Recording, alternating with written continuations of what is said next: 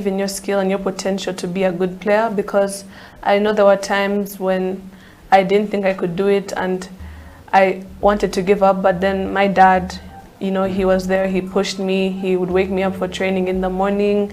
When the last day before I had, you know, shots weren't dropping. You know, you just need to have, and you need to have that self-drive, but you also need to have support.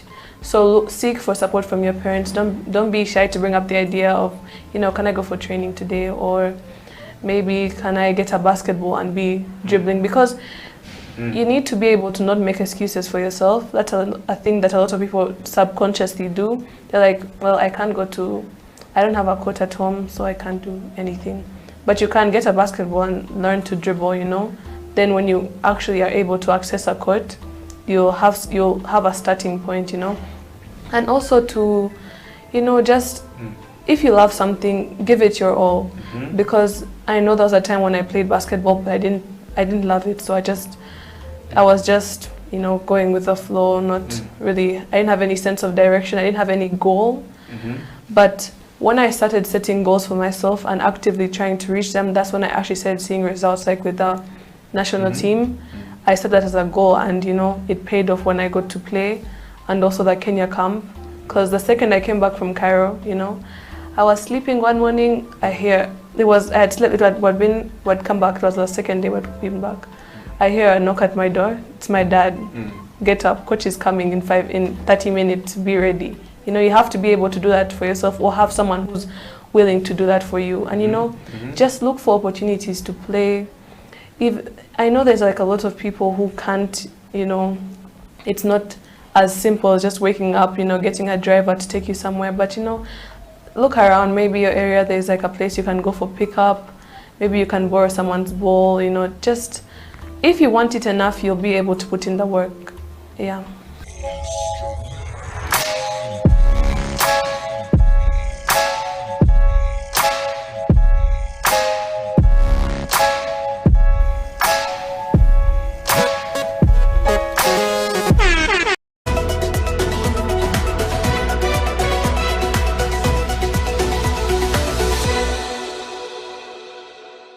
First and foremost, thank you very much for hosting me. I'm really, really humbled, and I'm blessed to be here. Yeah, surely. Talking about basketball, personally, my journey of basketball started from far, very, very far. That was in high school, and in a situation whereby we did not have enough exposure. We didn't have coaches. We didn't have the facilities like we do have them right now.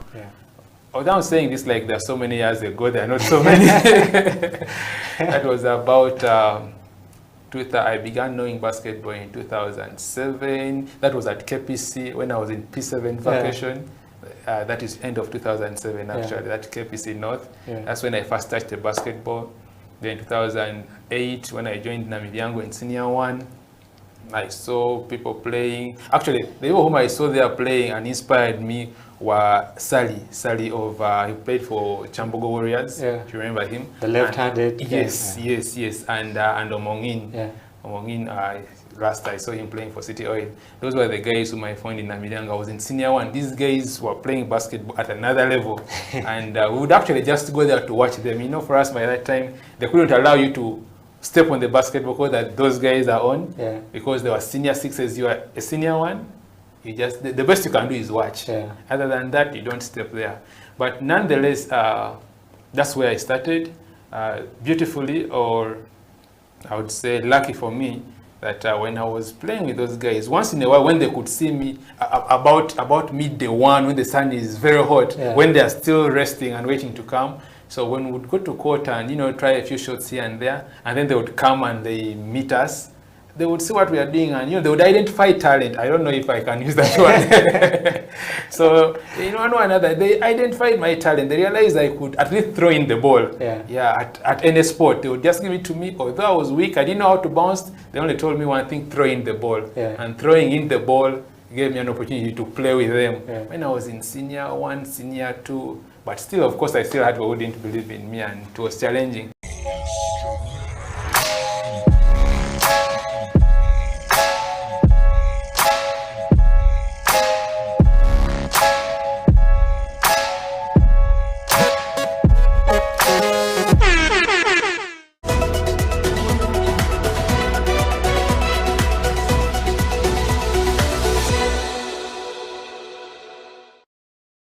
if you look at City Oilers, I mean, we've been, you know, champions for the last, you know, 7 years, and I can tell you that it's because of you know, the players that we have on the team, and I would say that we have, you know, some of the best players in the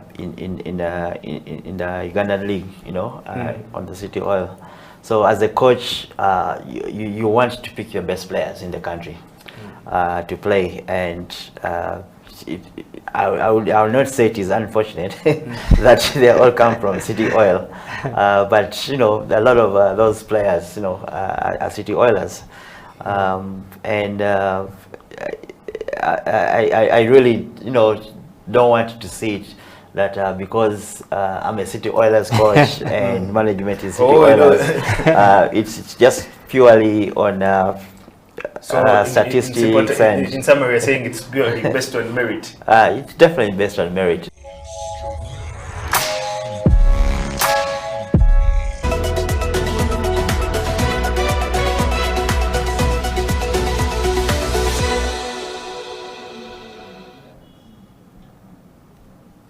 Welcome to the SlamDunk Basketball Talk on House of Talent Television. My name is Emmanuel Ateng. It's a lovely Saturday, another day to talk basketball. And today in the house, we have two surprise guests. We have always had guys in the house, but we're going to change it up just a little bit. But remember, we are live on YouTube at House of Talent live stream Uganda, or you can catch us HTV1 on our Twitter. And to begin the show today, I have two ladies in the house, beautiful ladies. For the guys who are out there watching, I know there are guys who have been waiting for this to happen. Ladies, you're welcome to the show.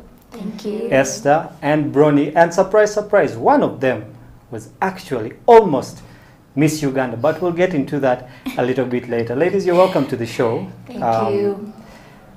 We've had a lot of guys on the show, and it's a rare thing to have ladies come through. Yeah, so I believe the guys out there have tuned in, you know. So, so we have to live up to the hype today, you know, for the show. Just to start off, tell us about yourselves. Okay, we'll start with you, Bronnie. I know you, but the guys out there who want to know you more, so just tell us more about you. My name is Kusima Bronnie Divine. Yeah. Age, let me keep that. I am at Makerere University pursuing a bachelor's degree in nursing. Yeah. And I'm in my year 2.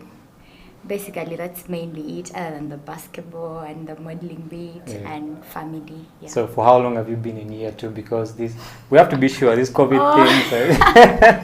I am supposed to be a proud year 3 clinical student, but here I am. Still year in 2. second year. Yes. Interesting, good to know you. Esther? Esther Mirembe. I'm in second year as well. Pursuing a bachelor's degree in industrial and organizational psychology, Makerere University. Yeah, so all of you supposed to be third years, but here we are. Yeah, here we are. Well, again, welcome to the show, and today we just want to talk about women's basketball in Uganda. You know, but before we get to that, your coach was here. OJ. All of us didn't know he actually had a full name. Mr. Osito Jacob.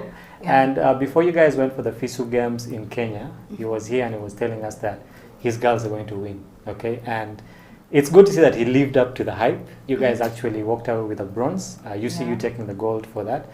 We just want you to walk us through the whole experience. You know, from training at the main ground to the bus ride, all the way down to the games, and what happened there. What was the experience? How did you guys come up with the bronze instead of the gold? You know, what were those things that, you know, happened along the way? I'll go to you, Esther, first. Yeah, first and foremost, I'll say we had help of our coaches from the very beginning. Yeah. We had so much training. We really did train because we came earlier, had a small camp, since we were home for the whole COVID thing, and we were all chilling, we were off. When it comes to, we were really off. Yeah. So yeah, we had training, we had a camp, we all came, all of us, the 5. We had a team selected, so they kept on choosing and choosing until the final 4 players that were to represent Makerere University. And yeah, it was to the whole thing of the traveling and all that. The university made it easy for us. They facilitated everything, actually. Yeah, we recommend them for that. It was a good ride. Even the boys' team, they also had the same experience. We had different coaches coming down to help us. Even to choose the team, the coaches were there to help. So they made sure at least they would have a team that would bring something back home. Yeah, that is it. Yeah. Bronnie, do you have a different perspective on what happened? Maybe to supplement and just to say that this was our captain for the travel. We sadly lost Sharina because she had an injury. Yeah, but we traveled with her and we had her support all through. But I would like to just talk about the team select, the togetherness of sports. As much as they chose the 4 people, the others came every single day to train with us and help us get better, push us, and they did not play with us. Those girls were out for blood. And I'd remind you every day, like, if you do not make the basket, I'm taking your passport. So it was such a beautiful thing training with them. And I guess the journey was, because it was bus, it was a bit hectic. We were tired. We just wanted to reach. But when we got there, Makere took very good care of us, the facilitation and everything, and I guess having that exposure to look at other teams play and what they do and learn a bit from each and every one of them and our coaches and the support system, it was a beautiful experience. Well, it's exciting to know that Makere took care of you, because you've had complaints about MUK not actually taking care of its players. But I mean, if they took care of you guys this time, I don't complain. Sure, you did. Well, that's a good thing then. Esther, going for the games, we had teams that represented Uganda. There was you guys, of course, Makere University. There was the UCU. We had Ndeje coming through. Okay, and there's a particular style of basketball we play in Uganda, which I believe is kind of different from the basketball that is played by the Kenyans or the Zambians or the Senegalese. Okay? What are some of those things that you learned from the other teams going forward? Because I believe that you have a tournament 5-on-5 coming up in July next year. So what are some of those lessons that you learned from playing these other teams that will carry you forward into next year's tournament? Okay, those the teams that we played gave us a really good challenge from the very beginning. There was no team that came joking. That is number one. All teams came when they are looking at the gold. Whatever the case was, it was the gold that they wanted. So they came prepared. One of the things that we saw, we have teamwork, that is one. But at a point, with 3-on-3, it kept on being, there was no shot clock for those games. But somehow the games were running so fast and they were using the easiest way of making the baskets. Is it the shooter on the 3-pointer line? They would like get the ball, dish it out there straight, not think of, okay, now set, do this and all that.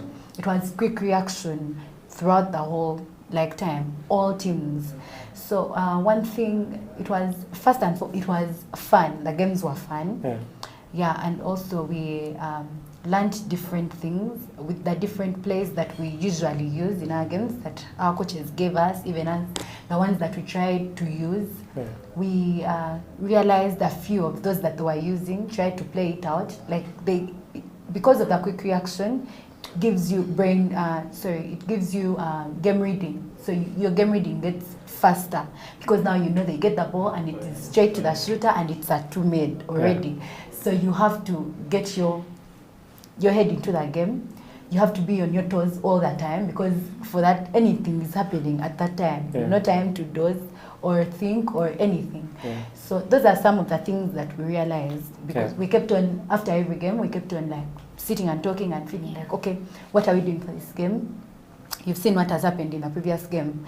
This and this and this happened, so what are we doing? Because this other team that is coming up, they play like this or they have this kind of thing. What are we doing for it? So you go in that game already knowing some of the things you're going to do so that you fail their plays that they want to do on you. So basically, those are some of the things. So it's a good scouting report, basically, for what's coming up. So we know. To Bronnie, you guys walked away with the bronze. Okay, I know you would have loved to walk away with the gold. Okay, it would have been actually historic for Makere University. What are some of those things that you guys as a team failed to do? Okay, that didn't enable you to get to where you wanted to? Okay, so I'm going to start with the challenges that we start with here. All right. Number one, we're students, so we don't have enough training time. Most of these people who are playing have been training for months. They had training camps. When we talk to the other teams, they tell you, I've been training for this for like 6 months. Yeah. Some of us hadn't played ball for like a year. And we're trying to pull each other, come, let's play. Yeah. Because there isn't like a built system that's catering for sports athletes and athletes in Makere. So that was a problem. So we had very little training time. We literally had like 3 weeks of very, very strict training. Yeah. Then after that, when we reach the other side, 5-on-5, you have a whole 10 minutes. Yeah. You can even use the whole first quarter to warm up. You're in your zone. Yeah. But 3-on-3, the moment you're on, like it's business from second one to the last second. So I guess given that most of us had not played 3-on-3 a lot, it was taking time for us to adjust at the beginning. Or maybe we'd get lazy in the middle of the game, and yet those 10 minutes are supposed to be strong throughout. You do not stop. Yeah. And then 3-on-3 needs a lot of shooting, but for us, we had a driver, we had the big man, right? Yeah. And that's it. And our shooter. Our shooter got issues, and it was her bad day. But I thought Esther was the shooter. Yes. Things happen. Our shooter got 2 bad days, which was understandable. So imagine we don't have another shooter to rely on. Yeah. When I noticed UCU, everyone can shoot, everyone can drive, and everyone can post at some point. But for us, we had one person that's going to drive, one person that's going to post, and one person that's going to shoot. Yeah. So it was tricky. We had to fight for every basket. It wasn't easy that I'm going to just shoot and that's it. Yeah. We had to fight for every basket. We were not taking time to play as a team. We were rushing things. Yeah. Even when we're in the lead, the teams were supposed to beat. For example, we lost one game, which was such a tough loss.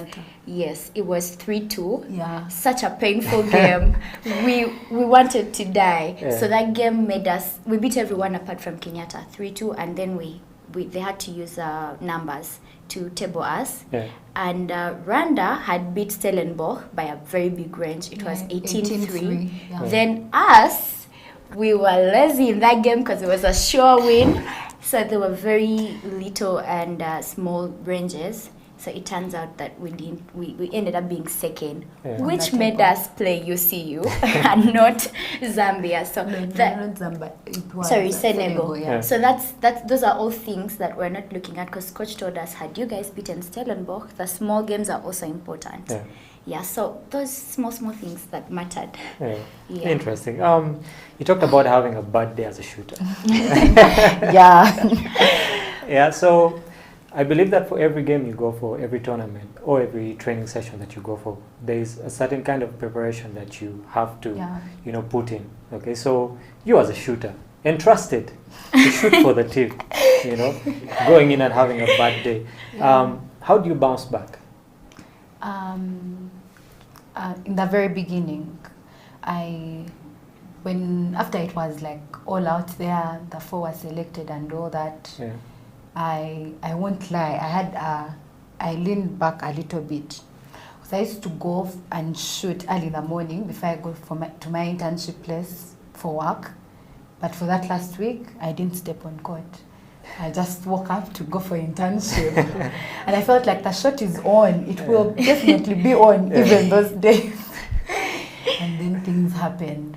But one of the things, it is something that it got me thinking that you cannot reach a certain point, you feel like you have achieved, and then you lay back thinking it is all done. You have to be consistent on everything from the very beginning to the last, so that the whole time that you gave in the very beginning does not all go to waste. Because when I leaned back the last week and I used not to go for the morning shooting and all that, it reached in the games and the shots were off. Like it would hit the hoop and then come back to you. It reached a point, and my teammates are telling me, Esther, don't shoot. Okay, come inside. Okay, do this. Okay, just drive. Don't shoot. Like it reached a point where they were not now allowing me take the attempts because it would cost us. We have to fight for the rebound, or else if it's not for the rebound, they have to now fight like to make sure they get the ball back to someone on the top. Like at least we continue having the possession of the ball. Yeah. So yeah, one thing I learned, and I learned from experience, like I cannot do it again. I cannot. Good riddance. Yeah, because now my back, like I feel like all the time I invested in the very beginning all went to waste. Yeah. Just by cheating in the last week. Yeah. And then when I reached, the energy was too much or it was less. Yeah. So yeah, you just don't give up. You continue until it is the time for the game, so that you're still on form. You realize your hand is moving the other way, because it reached a point and my hand was doing this instead of going straight. Yeah. And I realized that in the game. But whenever you used to, like, you do your trainings and you put that right, you know that the first shot may go wrong, but the other shots are going to be right. So just don't lean back. You just have to continue. So the lesson is here: don't procrastinate. Yeah. I always say don't become a professional procrastinator. You know? That takes away from you. Well, you're watching the Slam Dunk Basketball Talk on House of Talent Television. My name is Emmanuel. Ateng in the house, Esther and Bronnie, and like I said earlier, one of these two ladies was in Miss Uganda. We'll be getting to know more about that after the break. Stay here. This is House of Talent Television, Slam Dunk Basketball Talk.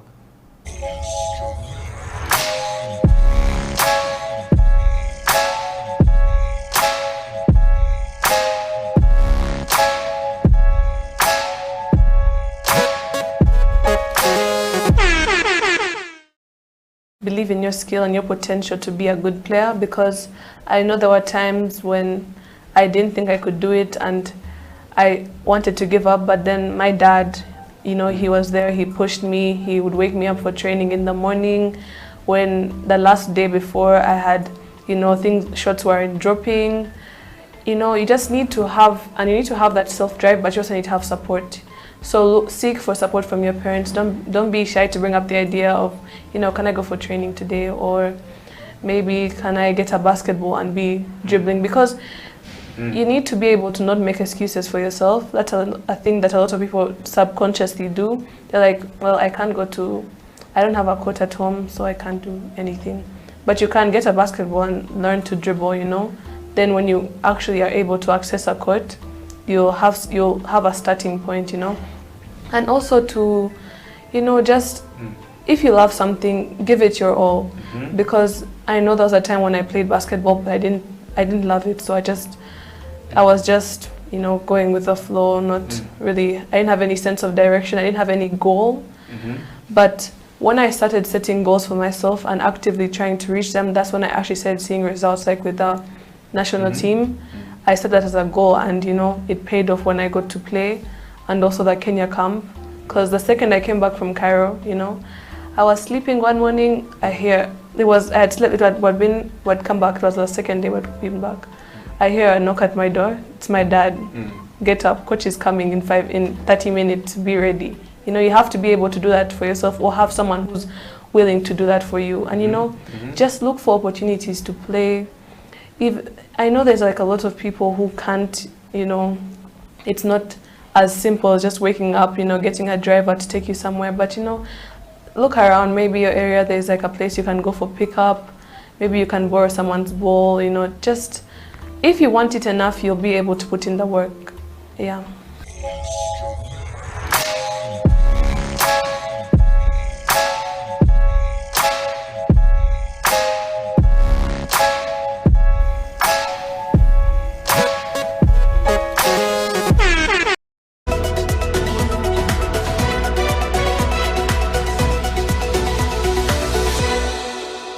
Believe in your skill and your potential to be a good player, because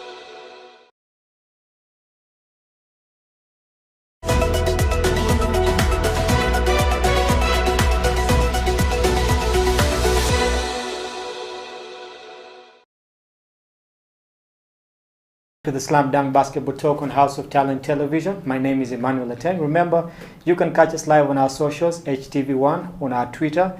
You can go to our website, houseoftalentuganda.com. You can go to our YouTube, House of Talent Uganda live stream, or just go up to our Facebook, catch this show live, share it far and wide. If you know there is someone who needs to be watching this show, especially for the ladies, and I know the guys out there are interested in what's happening here today, just share the show. And with me in the studio today are Esther and Bronnie, who are fresh from winning a bronze medal at the FISU Games 3-on-3. By the congratulations, ladies, for that.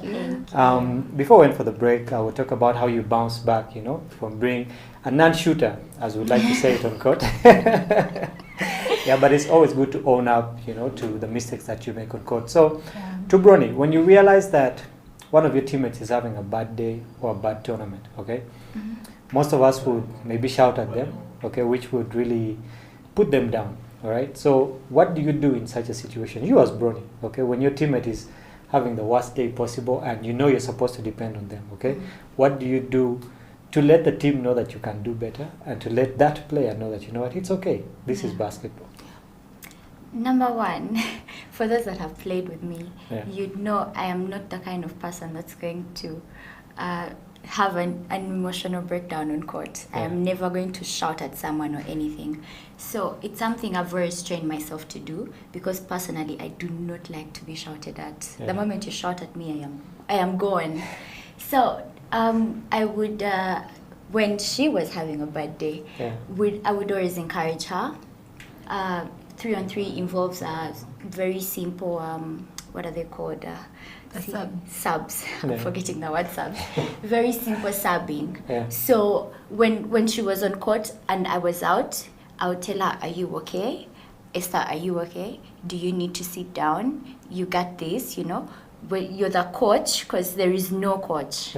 So every time I was on the bench, because mainly it was her and I switching out, I would make sure I'm talking out to her, because I know her mind is now frustrated. So I'm going to be her guide and her eyes. I'm telling her, move like this. They're bringing a screen. I'm being her eyes off the court.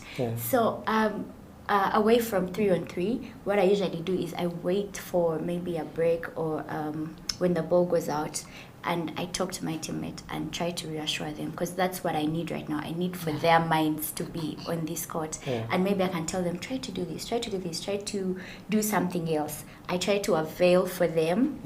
And I try to not put them in trouble. So many times when you get stranded, you don't want to look bad. So you're like, yo, I'm just going to throw this ball to Esther right there. Let her look bad, you know? So I try so much to make sure I'm creating less situations for my teammate to feel more frustrated. I'm taking on the burden. Even if she's not playing defense, I'm going to play it for her and then tell her, like, do this and do this. So I try to be as supportive as possible, while inside I'm saying, God, Christ, what is happening? So basically be your sisters, keep on the court. To Esther, basketball is a team sport, okay? It doesn't really matter which sport, even tennis, you know, it's you, the racket and the ball, but behind there's a lot that, you know, goes on. You have the coaches, you have the trainers and all this. What are some of those things that you guys did off the basketball court to help you gel as a team? Because different characters, okay? And when it comes to ladies, it's even worse. So what are some of those things that you guys did while off the court to make sure that the team came together? Okay, first of all, the team, I don't know, right from here, when we were training, we built that bond as a team. Having a bond or team chemistry is one of the biggest things that can make your team either be good or very bad. So the chemistry between the players, that is one thing. We were connecting off and on court.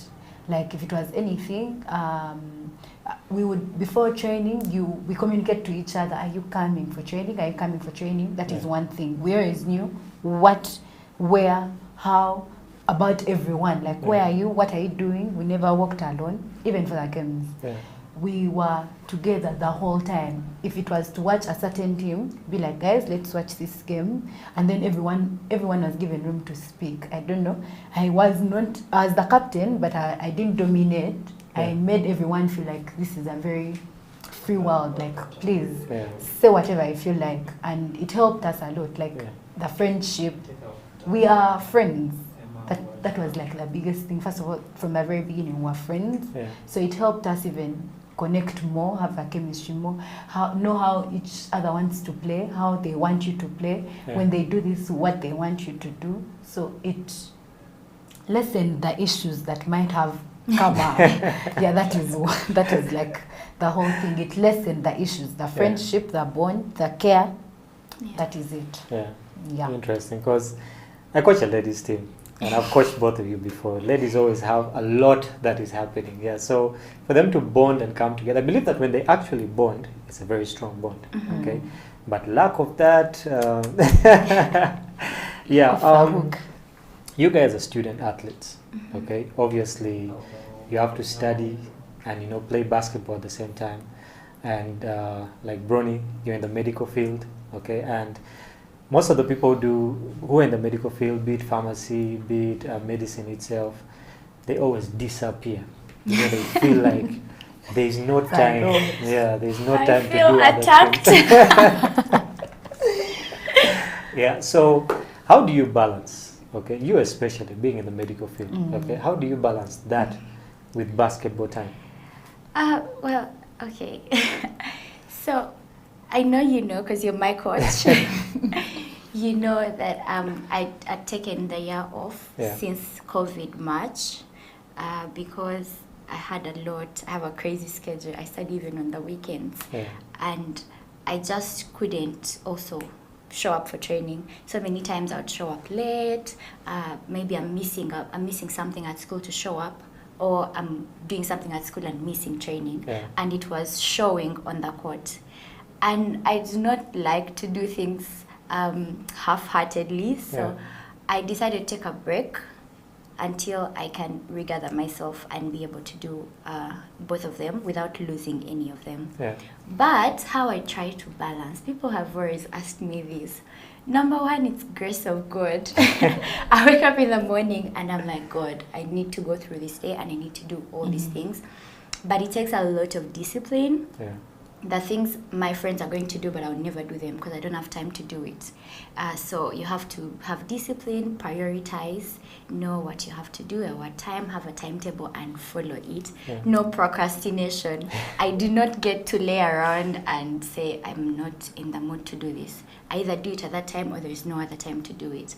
So basically you just have to be committed, be consistent, try to make sure that you're showing up for each. And when you're there 100%. I know when I was training, I would have only evening times. I'm the kind of person that never had extra time to train past high school. So every time I was on court, I would give 100. Whether my teammates were slacking down or not, when coach said sprint, I would sprint like my life depended on it because it's either now or never. So try to give 100 and basically at the end of the day, I just trust God for all those things. Interesting. To Esther, you're doing psychology. Okay. One would say that's also not an easy course. All right. Okay, it's not something like medicine where it takes up all your time, but still, I believe that it also takes a large amount of your time. Okay, and there's always that influence of our parents. Okay, with Ugandan parents or African parents for that case, books before everything else. Okay, so. How is it with your parents? Do they support you playing basketball? Or it's these things of you have to hide and make sure no basketball photo of you goes up on social media? How is it with your parents? My parents are very supportive. They are very, very supportive. I actually thank God for that. Because we have had fellow teammates where they have to hide, like you've said, hide or facilitate themselves for anything and in everything about basketball. But my parents are very supportive. When it came to the time of, I think I'll make it on team, what. The passport, they made sure I get it on time before even anything, before it was even confirmed. The COVID, they made sure I had the shots like on time. If it is the shoes that I need, I'm not going to hustle. They're going to give me that money and I buy the shoes. Basically, even if I say I have training tomorrow, at this time, they'll give me the transport and everything. They're very supportive. That is for sure. So I don't know how to hustle when it comes to basketball. I wish more parents were supportive. I remember when I was playing basketball, we had to hide to play basketball. What? if you were caught playing basketball, it was like a crime, basically, yeah? But going forward, I think our parents realized that it's actually a good thing, yeah? To Bronnie, the secret has to come out. We were talking about it earlier. True. Okay? We know that you're not only a basketballer, you're not only a student. There are other things that you actually do. Some people might know it, but some don't, okay? Yeah. A while back, you actually were in the run for Miss Uganda. Yeah, and to some people, surprise, surprise, she was, okay? So how did you move from, basketball all the way to Miss Uganda? Because it's like a complete switch, okay? And what was the experience? Like, did you involve any basketball while you were in the Miss Uganda run? How was it? Miss Uganda was a beautiful experience, hands down. I learned a lot, I grew a lot. I would never take it back for anything. I would just say I have very many different personas. I have my hands in a bit of everything. And I think it's because I believe in being multi-talented, being, what's the word? Diversified. Diversifying everything. Because when I was in Miss Uganda, my theme was creating a multi-talented youth.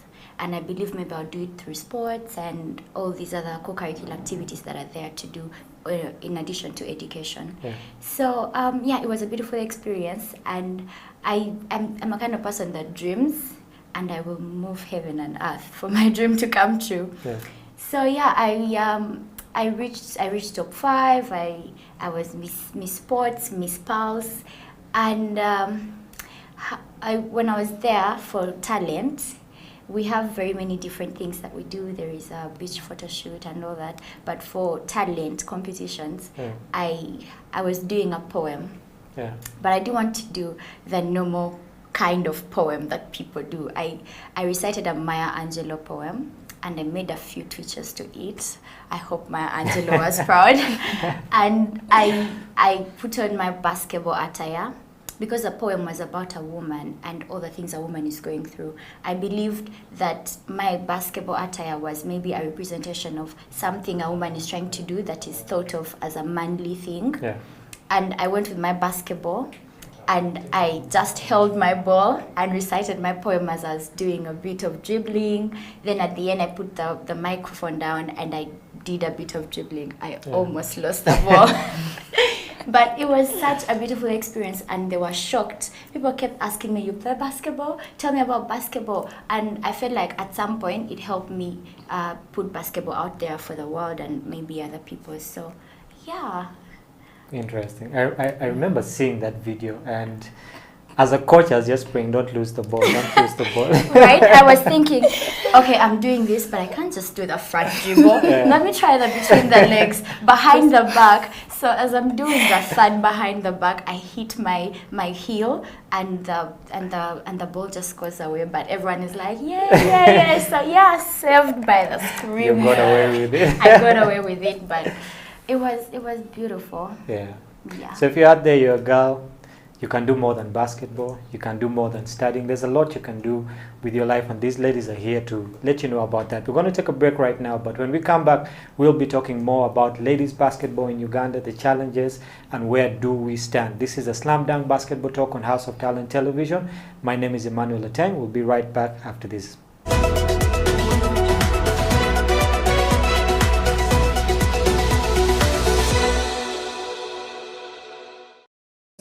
I know there were times when I didn't think I could do it and I wanted to give up, but then my dad, he was there, he pushed me, he would wake me up for training in the morning when the last day before.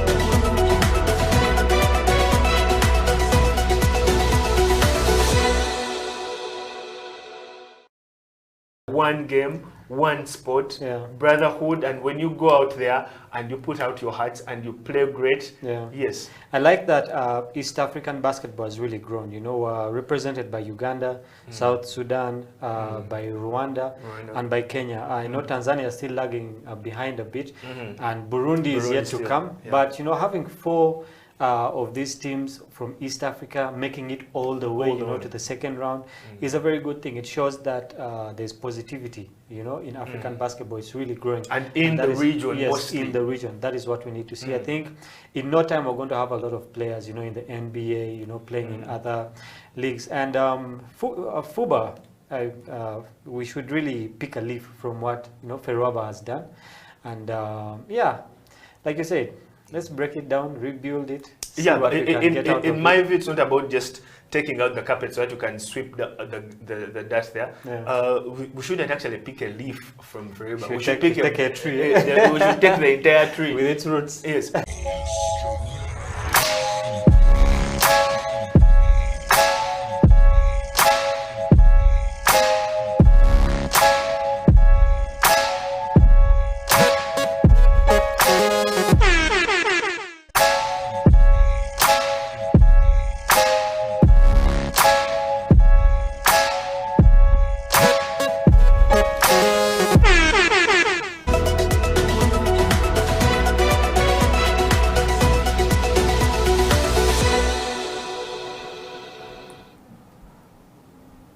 Welcome back to the SlamDunk Basketball Talk on House of Talent Television. My name is Emmanuel Ateng, and in the studio, Esther and Bronnie. For those of you who are waiting for that secret, well, the cat's out of the bag. Bronnie was, in fact, in the run to be Miss Uganda. She didn't. She fell short of it, but she got a lot of things that other people just dream about, So, Bronnie, what was the feeling like when you didn't actually make it all the way? I know that you would have loved to be Miss Uganda, but what was the feeling like, going home that day and knowing that, I didn't reach the goal?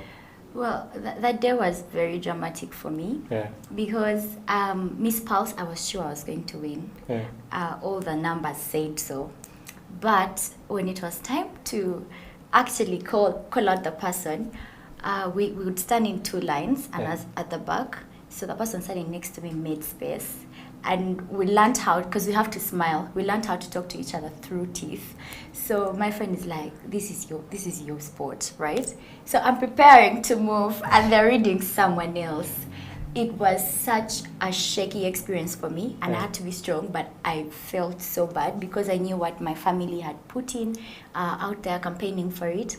But yeah, it was later on corrected, but when I went for the top 10 and the top 5 questions, I think a little part of me was not there on that stage. But I felt good. I felt proud of myself because I wanted this and I went for it. Yeah. And when you go for Miss Uganda, you realize, of course, you go knowing we're 22 girls. Not everyone can win. Yeah. So I was just really proud of how much I've done and how much I had learned and how much the experience had impacted on me. And I was so happy for the winner because she was my roommate. Yeah. And as long as the three of us got it, we'd all got it. Yeah. So yeah, I was really proud of myself. Yeah. Well, congrats again. Thank you. Hopefully you'll run, for another when it comes around. Not a chance. Not a chance? No. All right. Maybe we'll pass it over to Esther. Maybe we'll pass it over to Esther. Yeah, talking about that, Esther, away from basketball and away from psychology, okay? What are some of those things that you do as Esther? We never know, you might be a Rihanna in the making or, an Azawi in the making, So what do you do outside basketball and school? First and foremost, I'm a pastor's daughter. Yeah, so I grew up in church. Yeah. I can try singing.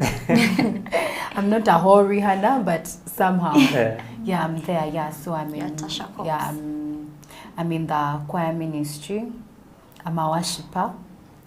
Yeah, that's it. That is most of the time when I'm not doing basketball or campus, you're going to find that I have practice on Tuesday, Wednesday, Thursday, Friday, Saturday, and Sunday, of course. Yeah, so it is church, basketball, books. Yeah. So balancing church and basketball is a tricky experience because the culture of basketball has always been deemed to be one of, guys who are kind of wayward, guys who are not really straight, if I could put it that way. Yeah. So how do you balance your faith and basketball? Because if I come and say, Esther, we need to go and do this, and your faith says no. Yeah. So how do you balance, you know, that kind of temptation that comes with the culture around basketball with your faith? I would say it is the grace of God, because you cannot just stand and say, I'm not going for this. Trust me, by your own power, strength, you can't. Because it is fun. When you look at it, it is really fun. You want to try it. But then you remember, okay, to talk something small, there is this teaching, there is Make a Church. It's about your relationship with God. It is one of the biggest things. So you realize it is going to take you back from where you have been, and you're going to know that you have actually set a foot back or set so many steps back. So you know how much it is taking you back and how much you're going to go through going back so that you can reach where you have been or even pass it. So it is basically God. Also, like, you have to pray so much. You ask God for the strength, because not everyone can do it. Otherwise, if you just chill, you may just find yourself that side and everyone just looking at you. As for my dad, who is a pastor, like, he will tell you, I'm not going to come looking for you around clubs, what, even if I hear that you were there or something, I'm not going to come looking for you. You know the right thing to do. So that is the first thing. I'd be like, oh God, my dad knows I know the right thing to do, so how is he going to hear me that I did this? So I just decide to accept what is happening, what I am, and then do the other side of it, like the right thing. Basically that is it. Otherwise, you cannot just do it by yourself. Interesting. There's a lot of things that go into basketball. Okay, obviously, Bronnie, you mentioned one earlier, discipline. Okay, and I believe that to handle such a situation, yes, you need God, but you also need to be disciplined. Okay. True. God will create for you situations where you need to be disciplined. He won't give you the discipline. Okay. Bronnie, what are some of those other elements that you have learned in the game of basketball, through the game of basketball, that have helped you in your normal day life? Number one, hard work. There is talent, yes, but hard work beats talent. I know for a fact, most of the things I do, I am not a natural talent. Yes, there is a bit of talent, but I would attribute most of it to hard work. So hard work is very important. You have to work hard for the things that you want. You have to go for the things that you want, which is basketball. If you want to make the basket, you want to win the game, you have to wake up and decide, today I'm going to be aggressive, today I'm going to do my part to win this game. Basketball is a team sport. That teaches me to work with other people, to work with a family. I'm told I'm a great leader. I will get things done. So that's something I know I have got from basketball. Basketball gives you exposure. It's a big field. We know basketball usually has large crowds. So it helps you learn how to handle different kinds of people, how to handle the spotlight. Because we know basketball is known as a cool sport. In school, when you play basketball, it's like the basketballers are coming. They're going to sit right over there. So it helps you know the spotlight, how to handle it when it comes. However small the spotlight is, when it comes, it's a spotlight in whatever perspective of your life it is. Then basketball has taught me to persevere. Life is not easy. When we left Form 6, they were telling us, hey, when you leave high school, things are going to be nice. It's a lie.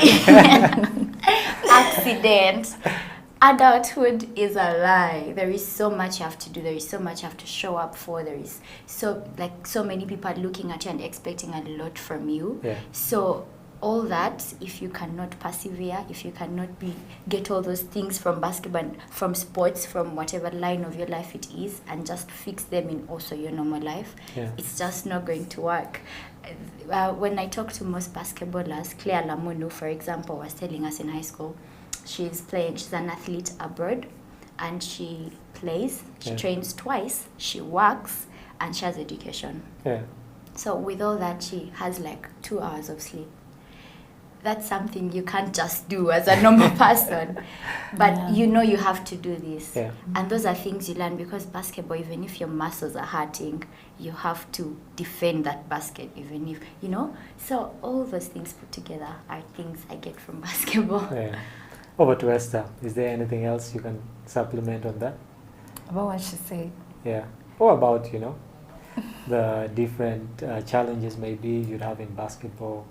I know. Okay, so the different challenges that are in basketball for the women in general, I feel like there is a lot of stereotyping.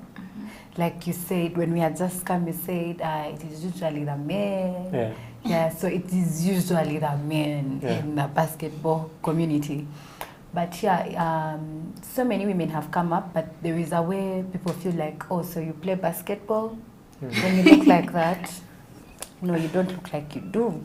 Can you even push some? Okay, can you really stand your ground? Can you, like, it is, the stereotyping is there, but that alone cannot stop the women from playing. So I urge guys, like the girls, please, like, continue playing. Whichever stereotype may be there, it is for us to, like, hit and go through that glass ceiling, whatever that is, so that we can be better. And then maybe the other thing, like she said, the brain drain in athletes.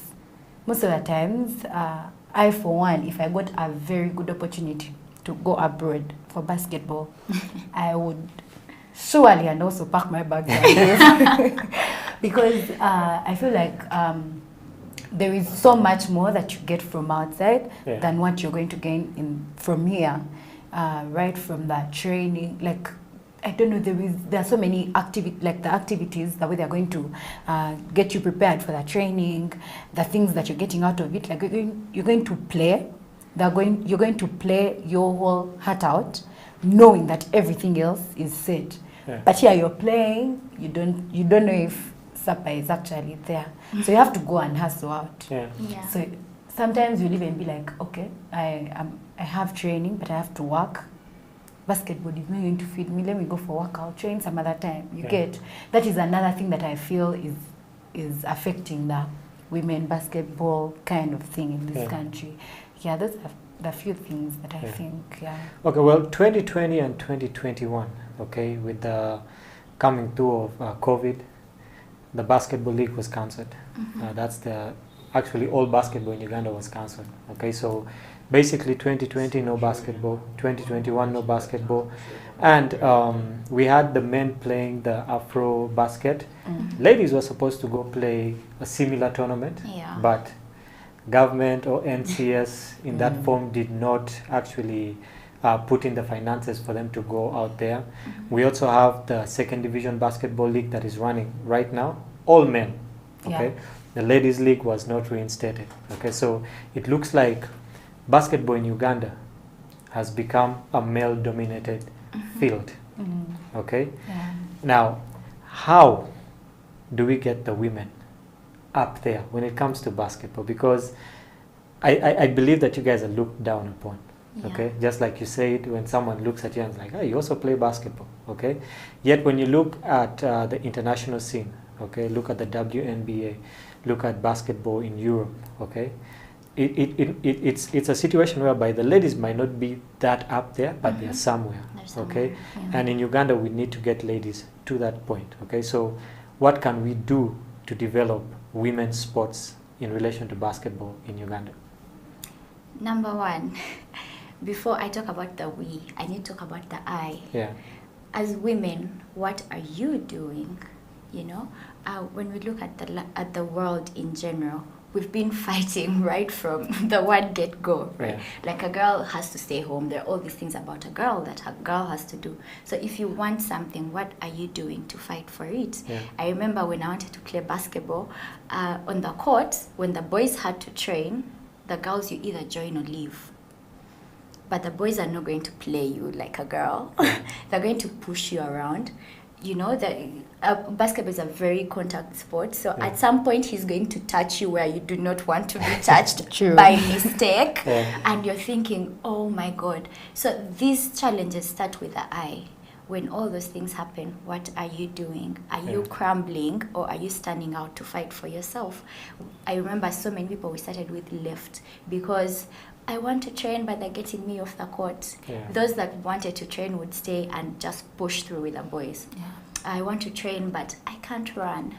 Basketball is a running sport, so what are you doing when they're cutting off the women's basketball? What are we as women doing about it, you know? People are always raising funds for a lot of things. What are we as the women that want basketball to grow doing? I remember they collected money for the males team sometime. Did we as women come up to say, you know, let's do the same for the women? I'm sure most of us also contributed for the boys as well to go. So what, number one, what are we as women doing? Number two, when we go to the big level, we need more women reinstated in like big places. For example, we need more female umpires. We need more female coaches. That only, if you ask me to state a female coach, in my mind, I know one person. Coach Mavita Ali. That's it. She's the only lady I know and have seen ever since I was a little girl playing basketball. She's the only lady I know that, maybe there are others, but she's the one that I've actively seen do something for the women through what she was doing with Score Beyond. I know there is Angels doing something. The different teams are doing things. There are grassroots programs. What are we doing to bear the girls? Girls do have challenges, so yeah, as much as we preach equality and equity, girls are going to need a little extra attention for them to have to go against all those challenges at home, in their lives, in their bodies, to show up on court and do what they have to do. Then the opportunities that are set for girls, for example, university, there is that four points that are given to the girls, or the scholarship, the sports scholarship. It's giving a girl a bit of a higher chance, you know. Some boys will argue that it's unfair, but it is that those are some of the things I'm seeing that are done. So now when we look at the league, what are they doing to make sure that those young kids are getting in?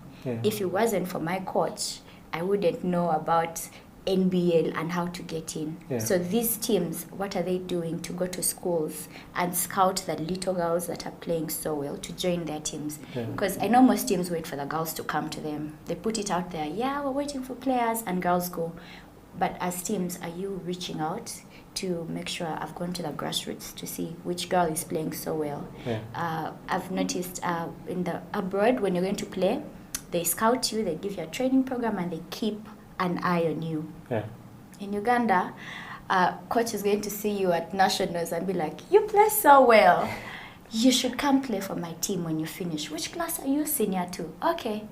Then all the way to senior 6, you'll never see him. You'll even forget his name. You'll see him again if you get a chance to play. So what are you doing to monitor that child that is continuing? Boys are always looking for things, you know, playing the 3-on-3 street basketball, looking for the coach. But girls have a way they are set back, and they need to be led. They should know. They should let them know that if you actually show up and just let us know that we're going to do this. So they need to create a platform for them to know that they are welcome. And that starts with the top. There is no I'm going to show up if I'm not seeing a female national team that is moving. If I'm not seeing a national team select that is on the side training and playing for a chance, because I have seen the same people in the national team for as long as I can remember. And I also know a lot of people that deserve or can be on that team, but are not being noticed or appreciated or corrected, and I've seen them go all the way down. So those are the I could go about this all day, but I guess I'll just stop there for today. Well, we're pressed for time, but before we get to the end of the show, Esther, Bronnie has talked about the I and the we when it comes to the ladies, okay? In like 30 seconds, what can the men do, okay, to promote women's sports, or basketball for that matter? Yes, so today morning, someone told me, he made research, actually my brother, that these days the NBA actually facilitates the WNBA games to see that they're also somewhere. How about the NBL men starts doing something, not totally like investing in and all that, but it can be with the support system. It can be one very good thing, seeing that creating more opportunities for these ladies, putting up different games like, so as like women can be like seen or showing that these guys also like care. It can start with support, and then with time they can also like recommend whoever facilitates them to like partially have his thoughts somewhere on the women's team, so that like they can all go about like together in solidarity. I think that can work. I don't think it's something big. It can start with support and then financially with time. I'd actually love to see, a structure like that. I would give an example. When we were in school, there is a time they were not going to take the girls, and the boys stood and said, if the girls are not going, we are not going. They had to get the money, so that was a good thing that the boys did for the girls. So just kind to of supplement on solidarity. that. All right, so your final thoughts. Bronnie, there's a girl out there watching. She wants to get into basketball. She's really not sure. Or there's a girl out there playing basketball, but she wants to get into modeling. She wants to get into a music career. Really not sure what she should do. What would you say to that girl? I would say, number one, you will never be sure with what you want to do with life. Life is fluid. As soon as you understand that, life is going to be easy for you. So for me, number one, it's God. I have to pray. I have to talk to God. I have to, He's my moral compass. Without Him, I wouldn't be here. Number two, family. Make sure that you involve your family in everything that you do. Make sure they're working with you. Have a support system around you in whatever you're going to do. And the one thing I always tell people, go for what you want to do. Live, laugh, love. Take the risk. If you don't do it, what are you going to lose? If you do it, you'll probably get it or not get it. If you don't do it, you're not going to get it. You miss 100% of the shots you don't take. But you have a 50% chance of making the ones that you take. So just go for it, whatever it is. And you can reach out to me on my social media. I have people that I've talked to and maybe helped where I can. And I know we can deep dive into the details of what you want to do. And finally, Esther, there's a girl out there, she thinks, it's too late for me to start basketball. Or it's too late for me to start a singing career. It's too late for me to do A, B, C, D. What would you tell such a girl? It is never too late to start anything, that is for sure. You can start on anything and everything at any time. It is not yet, like, time is not lost. You can do it. Put God first, like Bronnie said, put God first. Number two, I have a mentor, she's called Letitia, the one of KCCA. Like, she will call me to ask me, did you train? Like, get that one person that is going to do that for you. And I thank God for her. Get that one person that is going to do that for you. It can be your coach. It can be someone that has played the game. Bronnie is here and she's willing to do that for you. Please reach out to her. Basically, that is it. And also, trusting yourself. It starts with you. If you feel like you can't do it, even when you try it, it's not going to move. But when you feel like you can do it, with God helping you and having a mentor by your side and all that, you can surely make it. Well, ladies, thank you very much for coming through to the show. I know we could have talked, someone says we can talk until the cows come home, but we're always pressed for time. But thank you for honoring our invite to come here. Hopefully, we'll have you guys come in next time again, with more of the team. I know there are 2 members that are not here, and hopefully we can get them in next time. But thank you very much for coming. Thank you for encouraging the young girls out there, the basketballers out there, just inspiring people to be something better than they are right now. This has been the Slam Dunk Basketball Talk on House of Talent Television. My name is Ateng Emmanuel, and catch us next time. Maybe we'll have them back. Maybe we'll have a new batch. But we always want to talk basketball in Uganda, internationally, dissect the game, and help this game grow in Uganda. Catch you next time. This is House of Talent Television.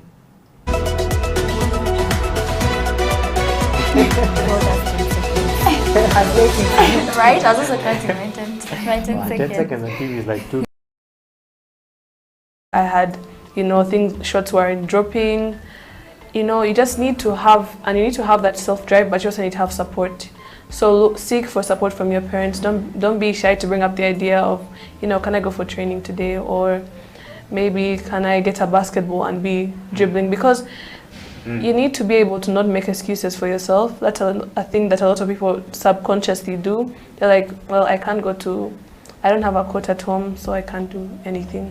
But you can get a basketball and learn to dribble, you know. Then when you actually are able to access a court, you'll have a starting point, you know.